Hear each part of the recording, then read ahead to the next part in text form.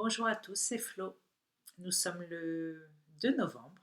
Je voulais répondre à un commentaire que j'ai eu hier sous ma dernière vidéo de Armande euh, qui parlait des mémoires et qui est encore affectée par une mémoire qu'elle pensait avoir transmutée, et cela 21 jours après le début de cette libération, on va dire.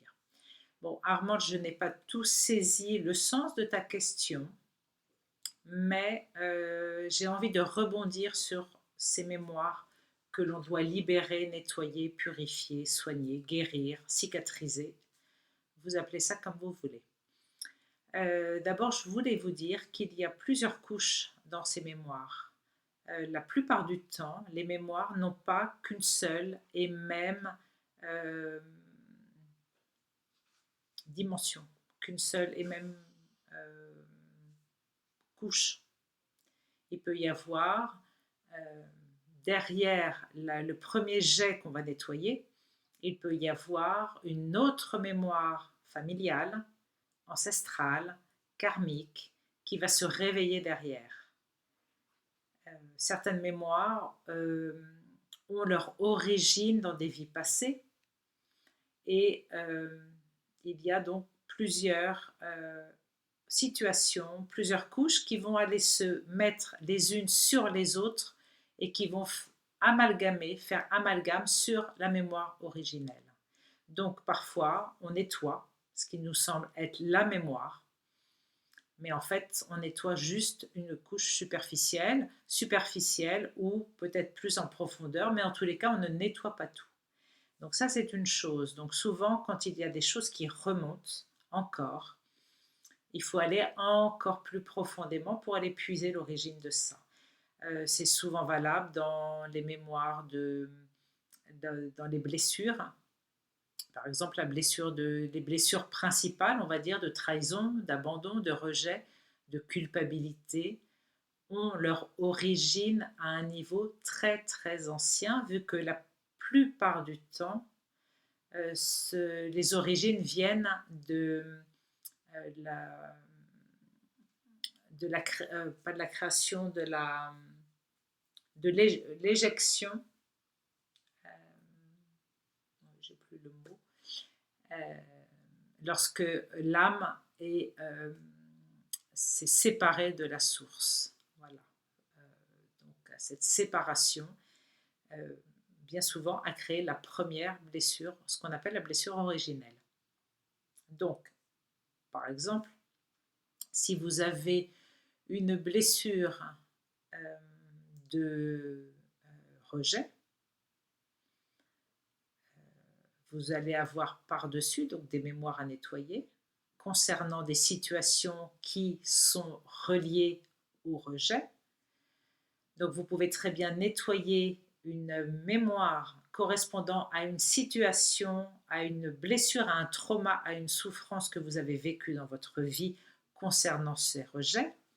Mais derrière, ça ne veut pas dire que tout est libéré. Ça veut juste dire que vous avez libéré une première couche. Et que derrière, il faut aller creuser un petit peu plus en profondeur pour aller chercher l'origine de cette blessure. Donc, souvent, les mémoires ont plusieurs couches, et il apparaît aussi d'autres choses que l'on voit en séance, en consultation, c'est que vous pouvez très bien avoir nettoyé une mémoire, mais garder des résidus de cette mémoire, comme des traces, comme des empreintes, comme si en fait euh, vous marchez dans la nature, vous marchez dans la neige, vous êtes passé, vous n'êtes plus sur le chemin, mais vous laissez des empreintes. Ces empreintes peuvent réactiver votre blessure, ou la situation, ou quoi que ce soit, parce que vous n'avez pas nettoyé les empreintes, les résidus, etc. Alors, quand ça arrive, si ce sont des résidus, moi, ça m'est arrivé il y a très peu de temps, on parle juste de quelques jours, j'avais une mémoire, une blessure de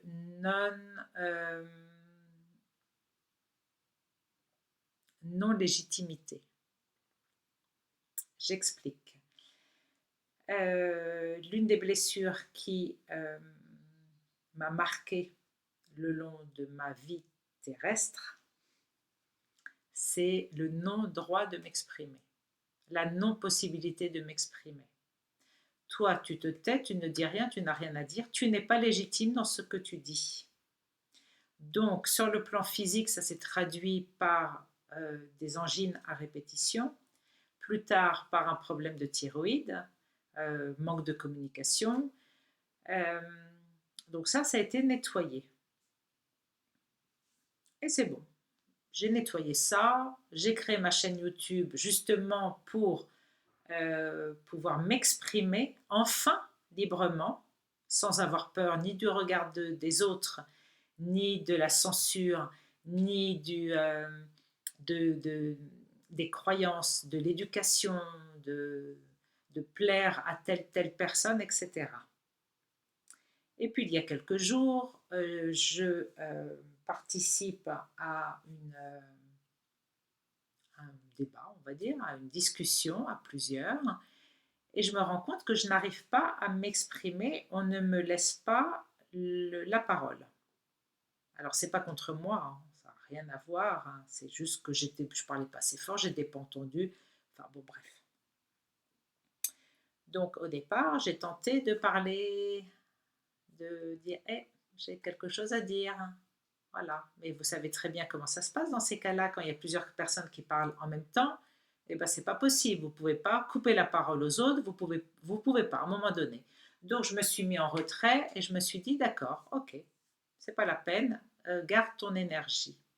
Et après le lendemain, je me suis dit, j'ai mon intelligence qui est descendue pour aller comprendre la situation. Comme mon ego est assez éduqué pour pas être ni vexé, ni être en colère, ni quoi que ce soit. Dans ces cas-là, c'est l'intelligence, l'intuition, la petite voix qui descend et qui dit, d'accord, qu'est-ce que ça te montre ça? Est-ce que tu penses n'être toujours pas légitime à parler ou est-ce que tu trouves ta place dans un autre espace pour dire, ok, d'autres ont plus de choses à dire pour l'instant, tu parleras quand tu auras un espace à toi défini. Voilà. C'est pas grave. Ça m'a juste fait remonter à la surface cette mémoire de non-légitimité. Et je me suis rendu compte que je ne mettais pas d'émotion dessus. Voilà. Il n'y avait ni tristesse, ni rien du tout. Ok, donc là je me suis dit, d'accord, c'est une mémoire que j'ai transmutée. Mais pourquoi est-ce qu'elle revient? Est-ce que c'est mon esprit qui teste mon ego pour voir si c'est assez stable et s'il peut envoyer du lourd derrière? Ou est-ce que c'est des résidus de mémoire? Alors, je n'ai pas la réponse, je vous dis franchement, entre l'un et l'autre. Est-ce que les deux sont liés? Est-ce que l'esprit garde quelques résidus justement pour pouvoir tester? Je ne sais pas. Et à la limite, ça n'a pas tellement d'importance. C'est juste qu'en fait, il ne faut pas nourrir ça derrière. Je dis il ne faut pas, je me parle à moi-même aussi. Hein. C'est-à-dire qu'imaginez si toute la soirée j'avais nourri ça, en disant on ne m'a pas laissé parler, c'est que je ne suis pas au même niveau que les autres. Si j'avais laissé mon ego réagir, vous imaginez un petit peu dans quelle souffrance je serais aujourd'hui. Donc, c'est bien de se placer en tant qu'observateur, de voir les choses. Et ça peut être, là ça n'a pas duré longtemps, hein, je vous dis ça, c'est pas, ça a duré 1 ou 2 minutes, hein, c'était pas toute la soirée comme ça, mais ça m'a juste été utile. Ça a été juste le petit truc pour me dire, ok, tu vois, là il y a quelque chose que tu as transmuté, qui est cicatrisé. Est-ce que c'est réellement cicatrisé ou est-ce qu'il reste des petites choses? Voilà, donc c'était juste pour répondre à Armande. S'il y a des choses que tu as constatées en allant, dont j'ai cru comprendre que tu étais au Portugal chez des amis, etc., qui n'ont pas forcément une bonne vibration, mets-toi en tant qu'observatrice, sans donner ton énergie à des situations qui ne te correspondent pas, vibratoirement, et utilise ça justement pour voir à peu près où tu en es. Voilà, j'en profite pour dire que si vous avez des questions, vous pouvez les mettre en bas des vidéos. Et en fait, là maintenant, j'ai envie d'y répondre comme ça. Je trouve que c'est plus sympa presque en vidéo. Voilà. Donc, si vous avez des questions, des choses qui vous... Si c'est dans mon... Si c'est dans mon... Dans ma possibilité, comment je vais dire, euh, c'est dingue. Les mots qui... Alors, je ne sais pas pour vous, mais alors, il y a des mots qui m'échappent complètement. Si c'est dans mes capacités à répondre à vos questions, je répondrai avec grand plaisir. Sinon, il y aura d'autres personnes dans l'équipe qui, je suis sûre, feront une joie de répondre à vos questions. Voilà, je vous embrasse. Demain, c'est le 3 novembre. Demain, c'est une journée très importante. Je pense que le monde peut basculer à partir de demain, à cause des élections présidentielles. Donc, quoi qu'il arrive, vraiment, vraiment, restez ancrés, stable, droit, gardez votre verticalité.